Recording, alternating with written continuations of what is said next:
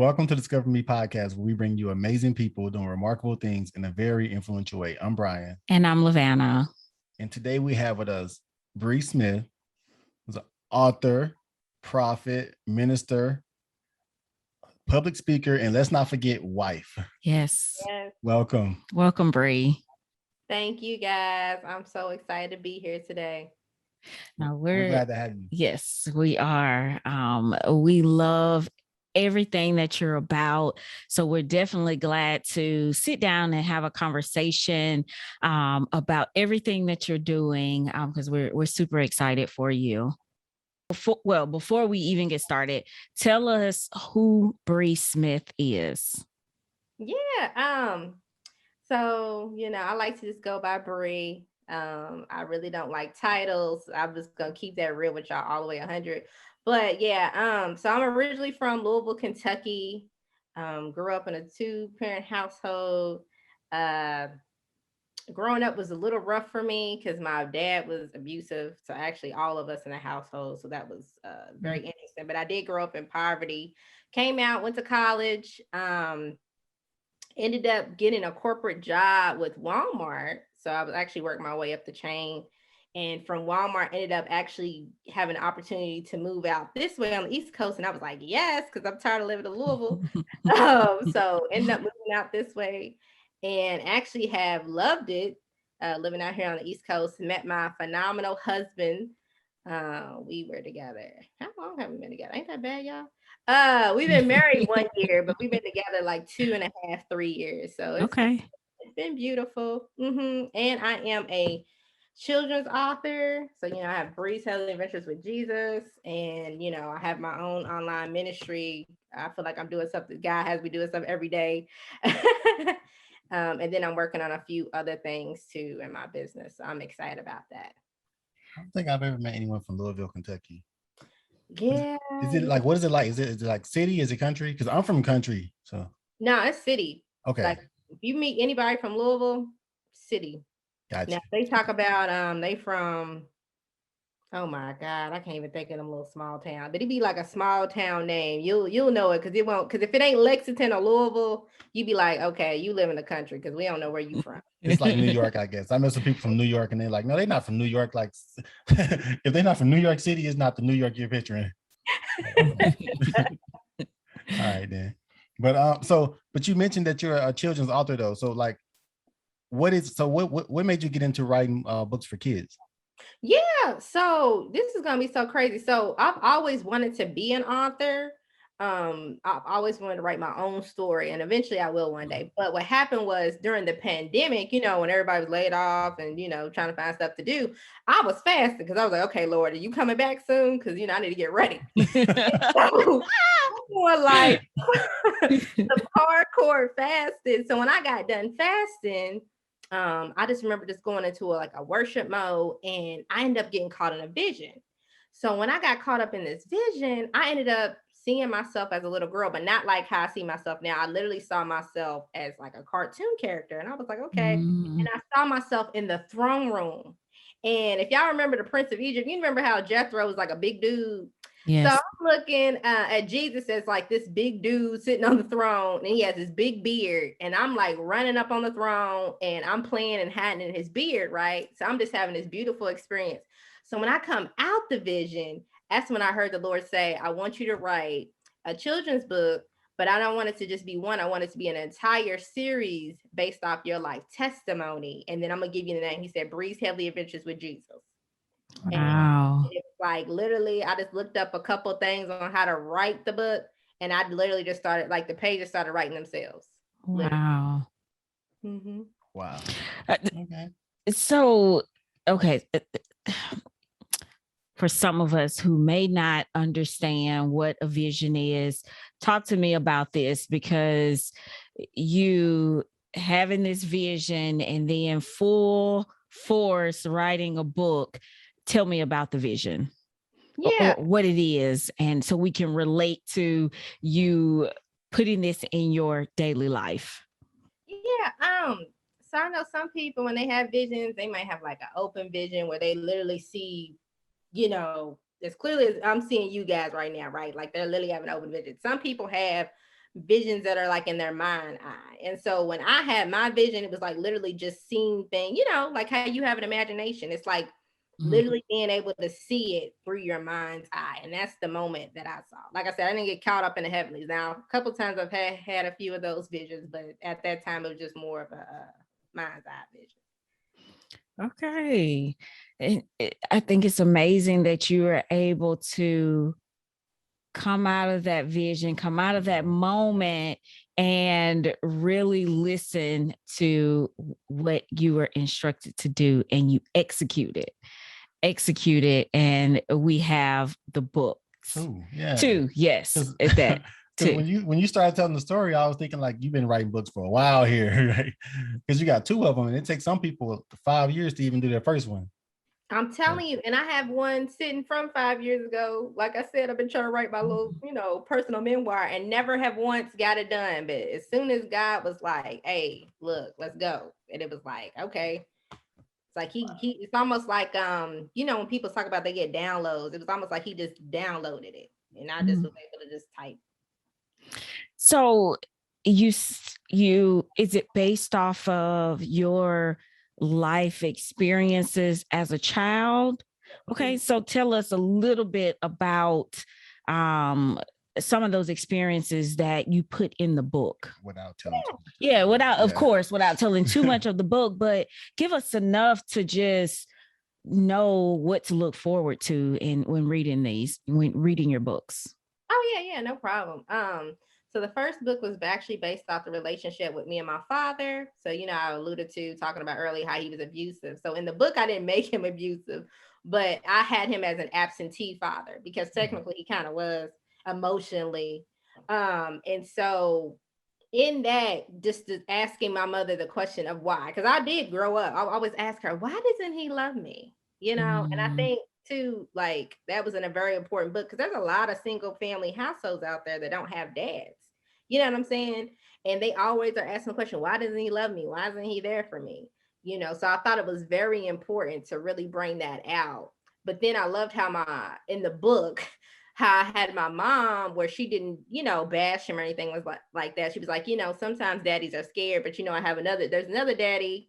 And she introduced me to Jesus, you know, and it starts this whole beautiful relationship to be like, oh, I have a heavenly father. I'm going to seek him and, you know, and have him play with me and speak to me and do all those things. So that's actually the first book, The True Meaning of Unconditional Love. So when we get into the second book is actually based off of me, like growing up. I was bullied bad as a kid. So like when I lived, it's so crazy. So when I was born, right after I was born, my parents moved to Seattle. So I actually lived on the West Coast too. So I lived in Seattle from the time I was like a baby all the way up to like 7 or 8 years old. And then we moved back to Louisville. And so it was very hard for me to make friends because, you know, two different types of environments. Yeah. And, you know, people make fun of the way I looked, you know, from my hair to the clothes, how I spoke, because it was like, you speak too proper, you know what I'm saying? Because in the hood, you know, I was living in the hood when we moved back to Louisville. And so I just wanted other kids. I wanted to be able to talk to kids and families, like I said, about bullying and friendships and how do you be able to discern or be able to tell what's a good friend versus a bad friend. You know, when do you know that you're dealing with a bully? You know, how do you deal with bullies and things like that? So that's what that second book's about for families. Okay. So the title of the first book, Bre's Heavenly Adventures with Jesus, The True Meaning of Unconditional Love. And then your second one is a very similar title, Bre's Heavenly Adventures with Jesus, The True Meaning of Friendship. Yes. So with those two, how many more do you? Oh, okay. For I'm going in series. I could have swore I heard God say 12. Okay. So I actually have the third one already written and I don't know if I'll get it published this year, maybe next year, but that one's going to deal with loss. Like how do you teach kids about loss and grief? because Yeah. I dealt with a lot of grief and loss growing up, and nobody could, help me through. So like really taking real issues, Yeah. that kids are going through, and how do you speak to your kids about those? Like that's the whole purpose of, the Bre's Heavily Adventurous series, as well as, teaching them and introducing them to Jesus, So Yeah, I love it because the same thing you experienced as a child are the same experiences that our kids are going through today. It's not something that ends with one generation, it actually continues. So these are not just books that or things that assisted you through your life, but will assist kids not just now, but in the future as well. right. I love it. I love it. So I'm sorry, did you have something? Because Nope. I have No, my question was about how many books was going to be, but we got that. At least 12. okay, well, I wanted to pick up where so you wrote the book, but talk us through having it published. Oh man, I'm not gonna lie.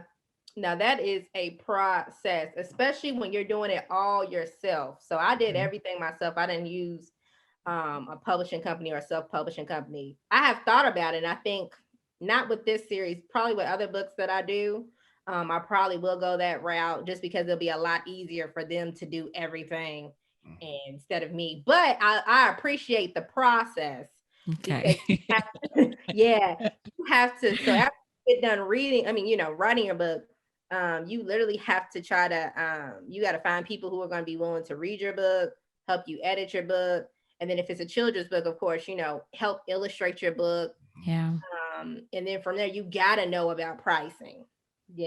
Like if you don't know how to price a book, that can also be, your whole book can be thrown out the window. So it's like me learning all these things, and then who to publish on. Like, okay, do I just sell them myself? Because I did that the first year where I sold everything myself, but I'm like, I don't like to keep up with inventory like that. So it's like, do you send them through a distributor? So this time around, I'm like, I want to use Amazon. Let's have Amazon do print on demand. You know what I'm saying? So things like that, just discovering those things. And actually, I'm going to eventually work on a course where I teach people who want to know how to write a book, a children's book specifically from start to finish, how to do that, even how to set up a business and getting your stuff, published, and how do you find illustrators and editors and things like that.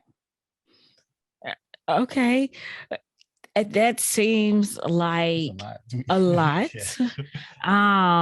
But you did all of that on your own. Mm-hmm.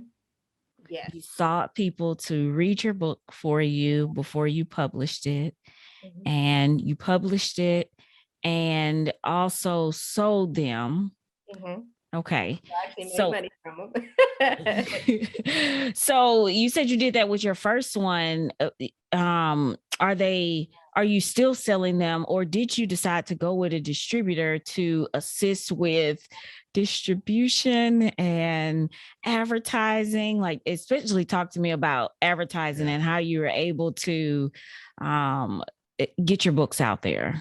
Oh yeah, no problem. So this time around, like I said, I'm really pushing towards the distributor, but because, and this is going to go into the advertising piece, I've been trying to get a part of a whole bunch of children book tours to where I travel.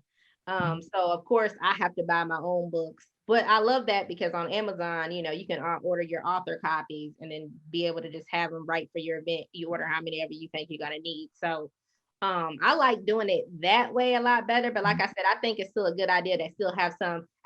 It's so funny. Me and my husband joke because I'd be like, it's like you got to sell books like you used to do DVDs and CDs.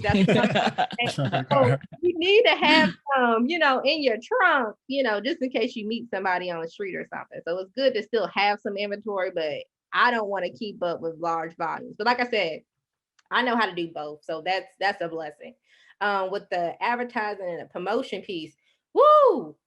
I've learned a lesson on that as well because when it comes, I try to do the whole book marketing agency, paid some guap, some money, and that ended up actually falling through. So what I figured was I'm my best candidate. I can do lives, so anybody out there who wants to do this, you can do lives. Like I said, join some children book tours. There's some author showcases. Actually, I'm getting ready to put on a children's book author showcase at the end of July. So if anybody's interested in that, please hit me up.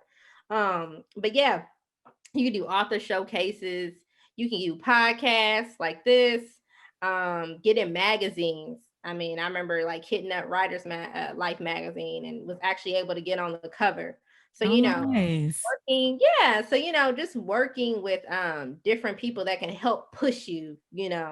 But like I said, the more that you can get out there exposing yourself, and then two, I've been learning too, is it's good, and this is something I just learned. It's good to start promoting your book 3 to 6 months in advance. So even if you you starting to flood people's timelines, that's cool. That's what's up. You know what I'm saying? Like, shoot, the more they know about it, the better. So then when it actually gets released, they be like, oh man, I'm so tired of this girl releasing this book. Let me just get one. So, just things like that. So you have your book on Amazon. Mm-hmm. How do you get it on Amazon? You gotta register for a KDP account, so a Kindle Direct Publishing account. Okay. And you can only do it in paperback and ebook.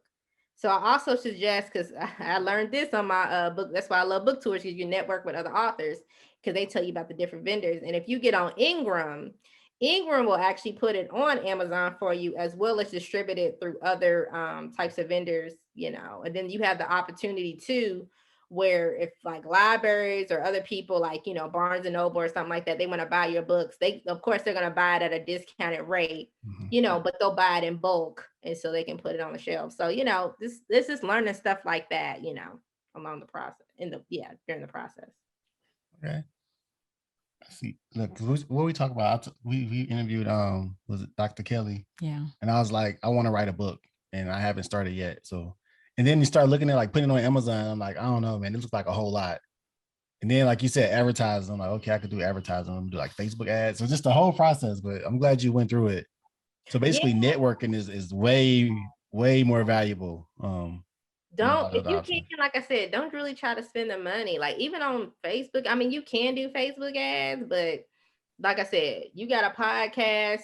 I'm just getting out there networking.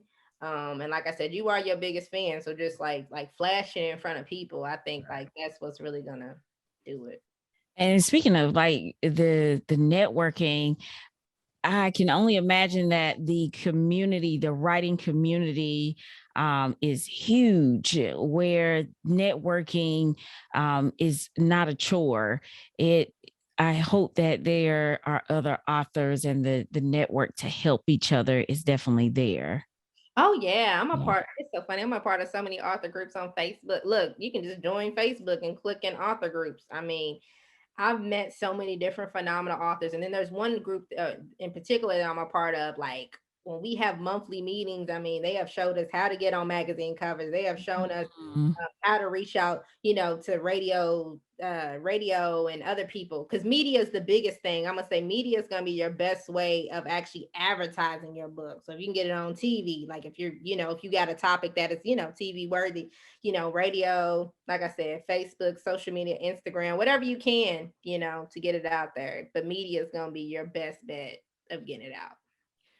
Is it like, oh, you about to say? Go ahead. Is there like a, so I want to know, like, is there like a, there's these author communities, but is there like a children's author community, like a children's book? Because there's not a whole lot of people that talk about like children's book. A lot of people do like autobiographies or something like that. But so is there like a whole separate network?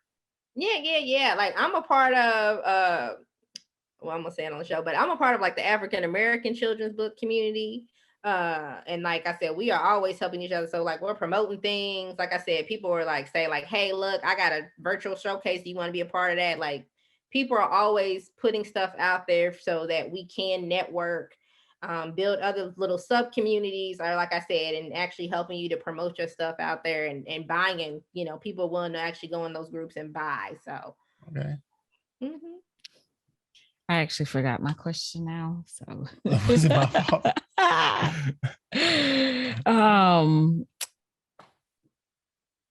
We'll come back around to it because you made me forget my question. See, I could have waited because I was holding it in my head. But you did mention another thing when you were talking about Amazon. You said you can get like your author's bundle, or what was it called? It's like your own author books. So like they'll have I think they have like author order copies or something like that. That's what it's called on there. And if you click on that, you should be able to order. And it's, of course, on the back side, you're going to get them a lot cheaper for the actual print copy of the book versus what the customer actually sees on the front end. That's right. Printing.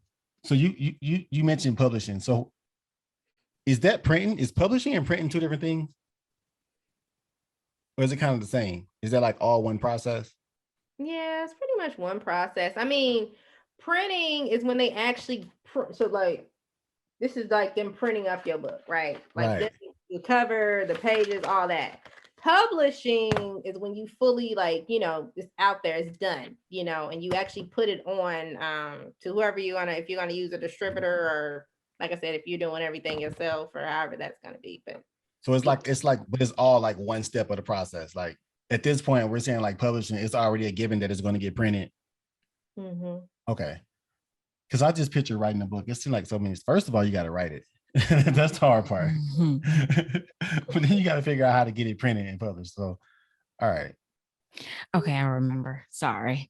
I was going to make the point about just in the past on trying to remember as a kid, like how I had access to books and how my parents or I heard about books besides my school library and all this. And just thankfully that social media is there to like make this process so much easier for authors to get their content out there and make it available to any and everyone versus the small little way that I feel that I had access to books growing up. Yes, my local library and through the school, but just the million ways that kids have access to books.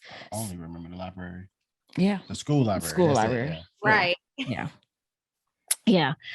So with that, I was just going to ask, Amazon, do you have your own website? Like, tell us how else we can get access to your books. Yeah. If you go to www.Bres, so that's BRES heavilyadventures.com. That'll put you right on my front page. Okay. At the top of it now, you'll actually see my author showcase that I'm actually advertising. But if you scroll down, you'll actually see both links to actually 4 links. So you'll get the ebook link and the the paper book link to Amazon. So it'll just take you directly to Amazon. Okay. So, all right. So at this point in the show, we do this game called Quick Six. Okay. We ask you 6 questions and you answer with the first thing that comes to mind. Oh, okay. Okay. So date nights, in or out? In. Yes. Really? Yeah. All right. Heels or flats? Flats. Are you the driver or the passenger? Driver. Okay. Keep going. Soup or salad? Salad. City or country living? Ooh, that's a good question. City. I was about to say, you said you're from Louisville and then you live in the city. Like, where does the country come in at? Okay. I feel like Fredericksburg is country to me. Like compared to living in Richmond, compared to living in Louisville, I'm like, yeah, this is country, but okay, but you need some city. Okay. All right. Ebook or hard copy? Hard copy. Okay, so you're a highlighter and yeah, I want to get up in there. You know what I'm saying? Because it's something different when you can actually read the book versus like me reading on my phone. I mean, don't get me wrong, I do both, but I prefer to like do old school because I can make my notes, I can do all that. That's true. I'm a hard copy too. I love me something that's tangible in my hand. This is a fact. But there's like 6 books right here. Yeah. I need them all. Yep. Absolutely. I usually say like I like to read on my phone, like ebook, but then like I bought a Bible recently because I have a Bible on my phone. I've had it for like years and never read it until we're in church. So I finally bought a Bible like 2 days ago. I think I got Yeah, it yeah. because that's the only way I think I'll read it. Having Well, it that's right good. here, To right keep here. you accountable. Yeah. Yep, Yeah. yeah. I wanted to go back to your driver. I am, She don't drive. yeah. Oh my gosh, I'm the passenger. Not that the quick six is about me, but I'd like to know if people love to be the driver or the passenger because I am straight passenger all Well, day, every I day. think it depends on who I'm riding with. If I'm riding with my husband, I need to drive. Because I love my husband, babe. Please do not get upset. But I feel like he be driving like a granddaddy someday. I'm like, look, we got to get up through. I got to go. See, I'm a slow driver too, but she be over here like I don't care. she don't even say nothing. She make all these jokes, but then she stopped making them now. She's like, okay, Nope. whatever. Yep. I don't. You can drive as slow as you want, as fast as you want, long as I'm on the passenger side. As long as you driving and not me. Amen. Look, I know when I used to travel with Walmart back in the day, and I would always have to drive. So I'm driving all over the states. Oh my God. I tell anybody now, I'm like, I can only do 5 hour max. If it's anything over 5 hours, I'm not doing it. I gotta fly unless I got somebody to help me drive because I'm not doing it. Well, I'm not going with you, Bre. So, because I'm not gonna be able to help you drive. She ain't I'll driving. entertain you all day, but I'm not gonna be able to help you This drive. is the thing. So we'll go on a long trip, and she's like, okay, you drive first, and then I'll drive for like, let's say I drove for 3 hours. She's like, okay, I'm getting sleepy. I'm gonna take a nap. Wait, this is about the time we're supposed to be switching. Like, but if I ask her, does she want to drive first? She's like, no. Yeah, good time. Anywho, enough on that, Bre. Well, I just thought it was interesting that she said she wants to drive. Okay. Okay. All right. Last question. Go ahead. So, We're sorry. So what advice would you give like someone who's looking to start, writing their first book? What advice would you give that person? Yeah, I just say, go ahead and start writing. I mean, you don't know until you try, and don't give up. Like I said, there are plenty of resources out there to get help. So if you get help, if you get stuck along the way, like I said, there's always author groups. You can always just pose a question, somebody can answer it. Like I said, there's actually author coaches out there that show people how to write books. I mean, there's all types of resources. There's other books. So I mean, like I said, don't fear, don't fret, just get out there and do it. Start writing. So just start typing, let it fall into place. Or write. Do you write or type? Right. Ooh, I do both. But lately with the new books, I've just been typing them since I know how they flow now. I'm just like, Gotcha. Okay. So just do it. I'm gonna just start it. So like Nike, just do it. You should. Yeah. all right. Well, Well, we- go no, ahead. you got this. Oh, okay. Well, Bre, we really appreciate you taking the time to spend the evening with us, telling us all about your books, and not just your books, your adventure, your life adventure that inspired these books, and giving our kids something else to read. I'm not sure that I know there are a lot of books out there that relates to life and incorporating Jesus in the process. So I appreciate you taking that time to give something else for our kids to digest and apply to life. With that, I ask you all to go out and get a copy of one of Bre's books. She has 2 out there. 10 more. You can get both. Yes. 10 more to come, but let's focus on these 2 right here. Bre's Heavenly Adventures with Jesus, the true meaning of love, unconditional love, and the true meaning of friendship. Yep.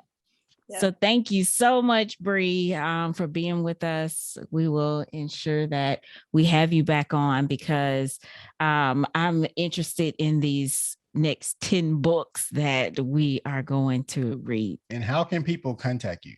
Yes. Yeah. You can definitely hit me up on Facebook, Bre Smith. If you go to my fan page or whatever, or my personal page if you hit me up on Messenger.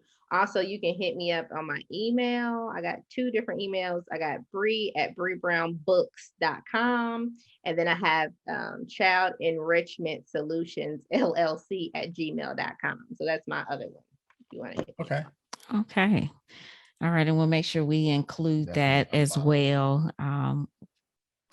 Well, thank you, Bre. We really appreciate the time and everything that you are giving to our kids. Amen. Yes. No problem. Thank you, guys. Thank It's been you.